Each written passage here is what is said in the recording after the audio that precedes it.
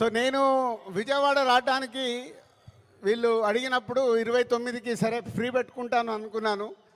But రావడానికి ఇదొక కారణం అయితే మన డిప్యూటీ సీఎం గారిని కూడా కలవడానికి వచ్చాను.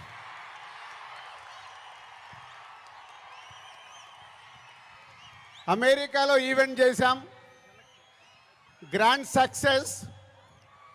సో ఈరోజు నిన్న మీరు టీవీలలో చూసుంటారు, అక్కడ చూసిన వాళ్ళు అప్పుడు ఎంజాయ్ చేశారు.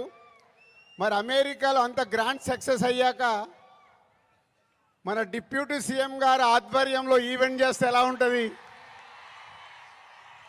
దాని గురించి మాట్లాడదామని వచ్చాను. సో కళ్యాణ్ గారు ఇచ్చే డేట్ని బట్టి ఎక్కడ చేసుకుందామో ఆ ఈవెంట్ డిసైడ్ చేసుకుందాం. బట్ ఆ ఈవెంట్ మట్టుకు మామూలుగా ఉండకూడదు. మామూలుగా అంటే ఒక చరిత్ర క్రియేట్ చేయాలి ఆ ఈవెంట్తో.